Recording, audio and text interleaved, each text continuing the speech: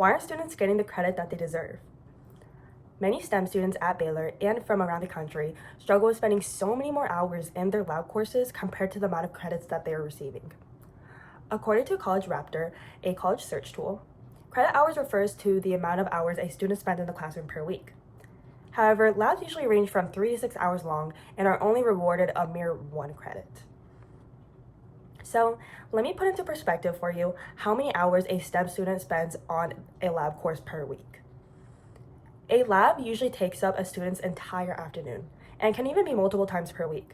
On top of this, they're required to complete pre-lab quizzes and assignments for preparation beforehand, and afterwards turn in a post-lab with their analysis and results, which all total up to around 12 hours per week for a 1-credit course.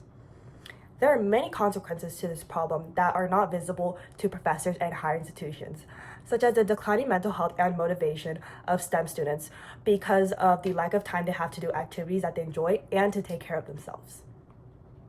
This leads to burnout, which is why there's a huge mental health crisis within the STEM field. From an article from science.org, Rachel Bernstein states that depression affects almost half of the STEM students at UC Berkeley. This disproportionate amount of work that STEM students are required to do leads to the reported lack of sleep, causing depression and other mental health issues. On average, a STEM student will sleep around 6 hours and have poor quality of sleep, which affects how they function and retain information in their demanding STEM courses. This affects their academic standing, which causes them to eventually be weeded out. Because many professors and universities are unaware of this problem, there has been some objections based off of the course load for labs and why labs should stay as a 1-credit course. The major objection that I found is that many professors agree that a lecture is fair to be counted as a 3-credit course because for every hour a student is present within the lecture, it is presumed that they will need at least 2 hours to complete any assignments or studying for that class. However, for a lab, it is not really assumed upon that many outside work is needed or preparation is needed for the lab, and so that is why they think it is fair to award a lab course only 1 credit. And I actually came across a very interesting Quora thread where a student asked the same question as me. Why are students required to be in a lab for at least 3 hours if it is only worth 1 credit? And underneath, I saw that a former professor who taught at California Polytechnic State University had given that same objection as to why it is only worth 1 credit hour. However, some professors, including himself, do agree that this is not accurate in some cases.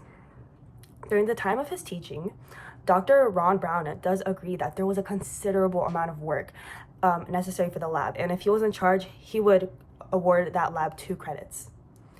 He adds that within the decades of his teaching, students have not complained once. And so even if professors like Dr. Ron Brown have acknowledged that this is an actual issue, this problem still remains because it is rarely brought to their attention. Another major objection that I came across is that it is fair that lecture courses are awarded those 3 credit hours because it is assumed that for every hour a student is present within the classroom, they should spend 2 hours outside the classroom on any studying or working on any assignments for that class.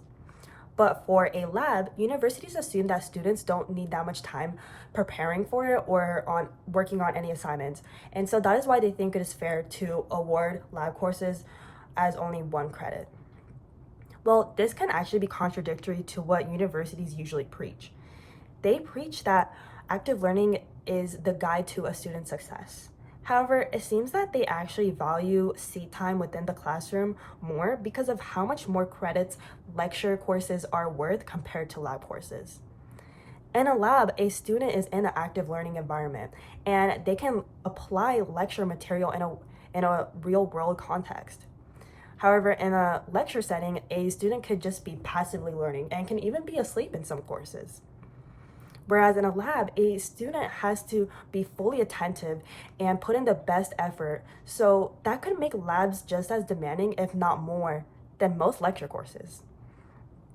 Another issue is that many universities do not have the same professor teaching the lecture and lab material, which can make students have a difficult time applying the lecture material within lab because the concepts taught within lecture do not line up with the experimental work done in lab. In the article Credit Where Credit is Due, Professors Janet Folks and Chris Romanowick argue that one thing most community colleges do better than any arm of higher education involves using the same instructors for both laboratory and lecture. Labs are intentionally taught by the same professors. They say that this methodology is especially important when we couple this teaching strategy with the knowledge that most of our students are kinesthetic learners. Faculties who have analyzed students for learning styles have found that regardless of the discipline, sociology, or science, regardless of the level of institution, community college, or Ivy Leagues, students classify themselves as learners who comprehend best by doing, which is exactly what lab courses do with hands-on experience. So, I want to ask this question again. Are lab courses and hands-on experience not as important as lecture courses? Is active learning worth less than auditory learning? Many universities talk about the many benefits of laboratory courses, such as student engagement and hands-on learning. However, it is not counted as equal credit hours like lecture courses. This majorly contradicts many higher education's supposed value for student education and student success. And even though this issue is acknowledged by many professors, they're often reluctant to resolve the issue and do not see the consequences of a student's decline in mental health because their hard work is not reflected with the amount of credits that they're receiving. This problem affects many majors such as language majors and especially STEM majors because of the main source to the mental health crisis in college. So for the well-being of STEM students and for the pursuit of their future careers, colleges need to do better about setting credits fairly according to the course hours per week and taking action towards setting up systems that align to their values of student success. Thank you.